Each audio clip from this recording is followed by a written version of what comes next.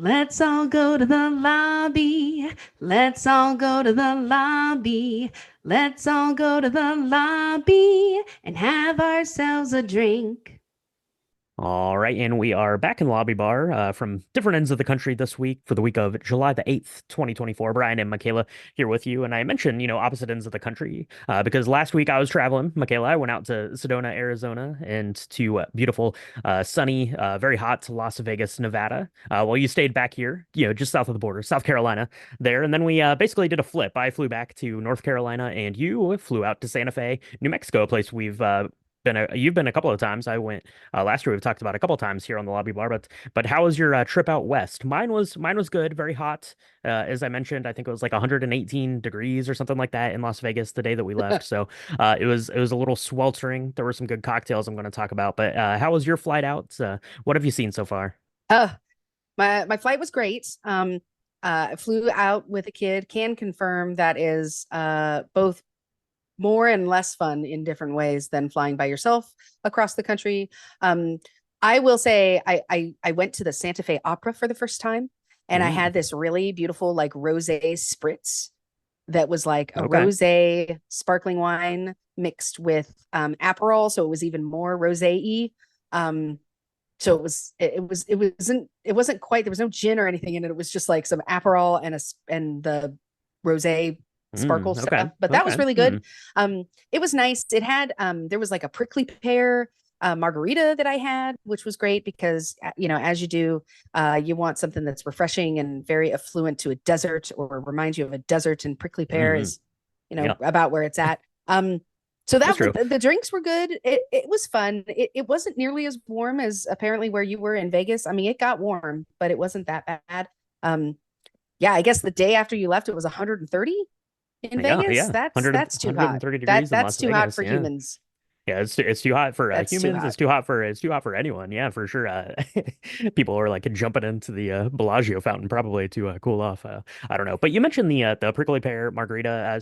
We spent a couple of days in Sedona, Arizona, which is very beautiful. But it seemed like the cocktail menus pretty much everywhere we went was limited to some sort of prickly pear margarita. So I had a lot of those my week in Sedona. But then got to Vegas and had a few more things cocktail wise. I wanted to just highlight a couple of these. So we went to Tao our first night there for dinner, and I had their very famous lychee martini. Was pretty good, pretty good. It's Belvedere vodka, some lychee liqueur, and some citrus. It says on their menu there. I'm pretty sure that was lemon, but I'm not 100% sure. The lychee liqueur, that's something we used back for our Taylor Swift Tortured Poets little highlight cocktail we did there just a couple of weeks back in the lobby bar. That was pretty good. And then we went to Lago in the Bellagio for dinner one of the nights, and I had the Lago cocktail, which is vodka, Amaro, Montenegro, strawberries, lime juice, and agave. That was a really nice little, very, very like springtimey, fresh tasting martini riff there. That was pretty good. But my favorite cocktail that I had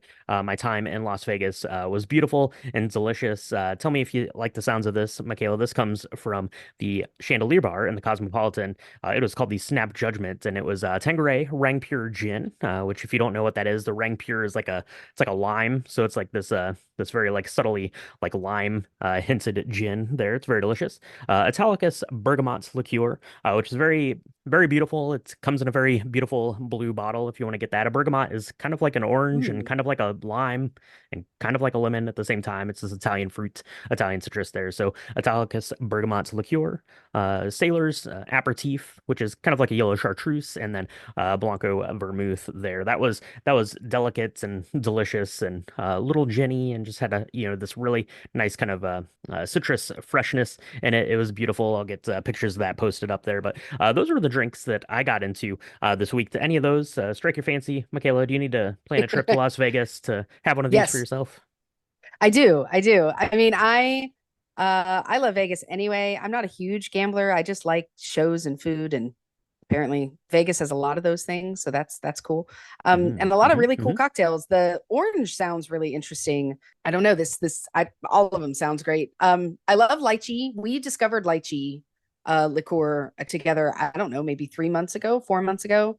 And that has really turned me on to this idea around lychee where it's sweet but not super sweet. It's like Hmm. Hmm. but not It's like a savory fruit. Yeah, yeah. This sounds really interesting because you're in the middle of the desert, so Right. it's not giving the cherry blossom like kind of bonsai view of what you would expect with like the lychee fruit, which typically you find in like Asian or Asian fusion cuisine, right? Hmm. So that's really interesting to me. And you talked about, did you say Amaro Montenegro? Yep. Yeah. So I think we have that, and we've used that in a couple of cocktails in the past. Amaros seem really foreign and amazing to me. There's a bunch of different ones that are out there, Hmm. and they're all very different, like in profile, even though they're kind of made the same. I think I don't know. I guess they are because they're all called Amaro something. So Yeah. maybe I'm completely wrong on that, but that sounds really interesting to me. Yeah, so those were pretty good. Those were pretty good. Had a good time out in Las Vegas, and as I mentioned, Michaela, it was very hot there. I think when we got in, it was like 112, and it just kept going up from there, basically. So to that end, when we were leaving, and it was 118 degrees, we had a little bit of a delay getting onto the plane, and then basically all the plane systems are shutting down because it's too hot. So there was no AC on the plane when we're sitting there, until the plane was able to take off and get that kicked in. So it kept getting warmer and warmer and warmer. So I had my favorite summer cocktail, maybe the most delicious cocktail I've ever had because it was hot and I needed something cold and refreshing. But I had a gin and tonic on the plane, which was great. So just a gin and tonic. It was really delicious. So I thought what we could do this week in Lobby Bar is just throw it out to everyone else. Michaela, we've been doing a lot of summer cocktails here. We've been traveling, so we haven't been together to make any of these cocktails out. But listeners out there, let us know what your favorite summer cocktail is because we want to talk about those next week on the Lobby Bar. So drop us a line. I'll put up some stories on Instagram, all that stuff. Let us know what your favorite refreshing cocktail, mocktail, or otherwise is, and we'll talk about that one next week. And we're going to be talking about some movies, of course, next week and for the next several weeks, as we've got some kind of major news, not major news, I guess, but some interesting news for sure. We had Despicable Me Part 4 that led the way in the box office this week, followed by Inside Out 2. I think when it's, 1 billion degrees outside, one of the all-time staples.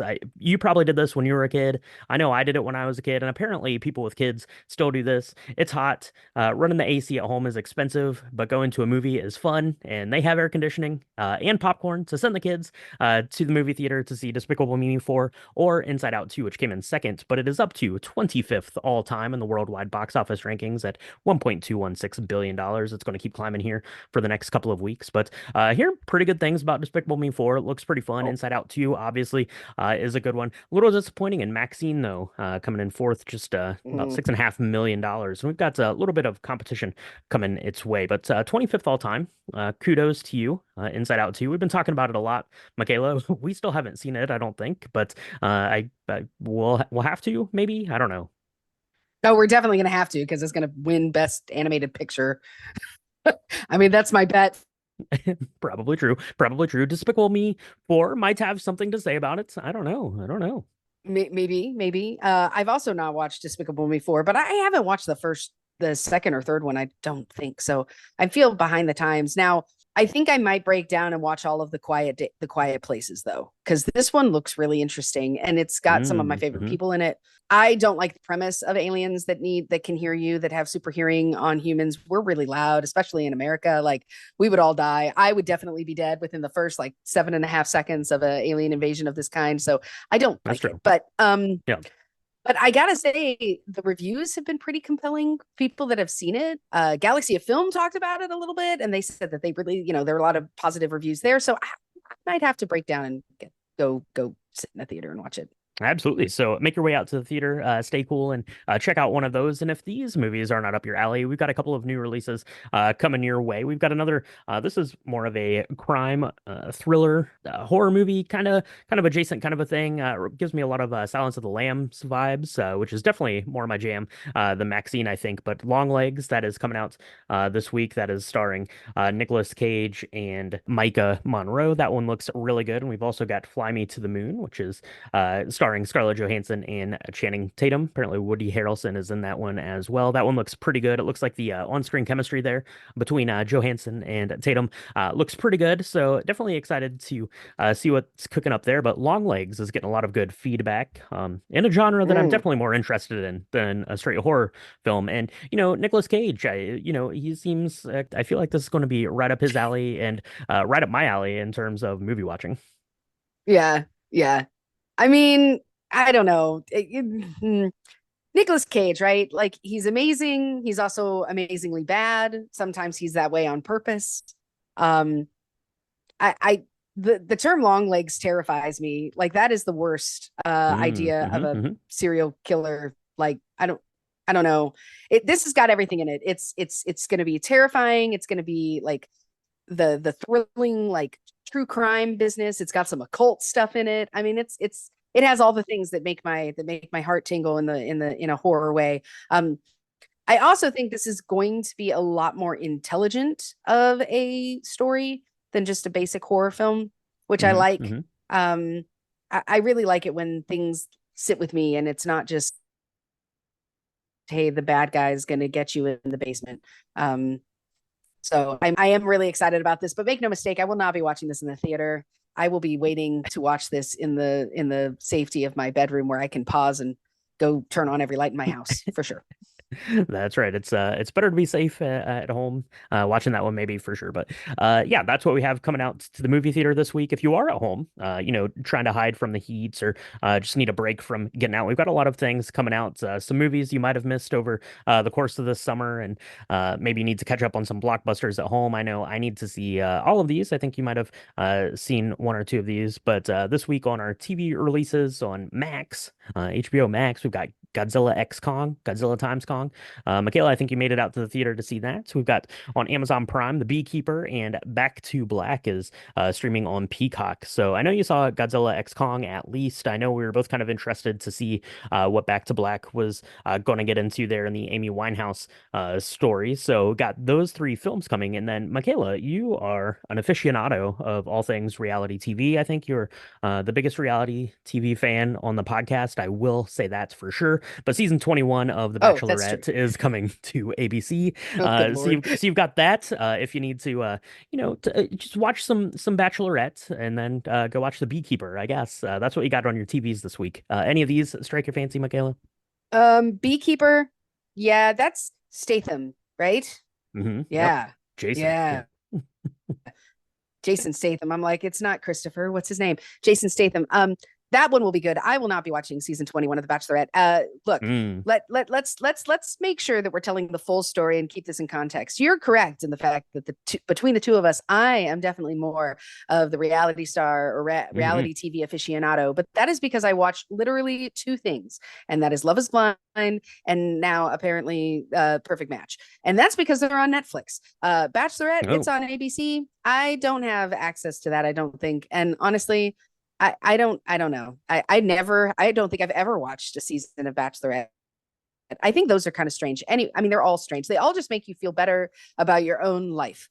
And that can be good when you're doing laundry. You need something mindless to make yourself feel better about all the laundry that you're doing. It could be worse. You could be stuck in a place with 15 or 20 other people that are vying for the affection of some person whose face you haven't seen and who has changed their Mm. name and are probably covered in plastic.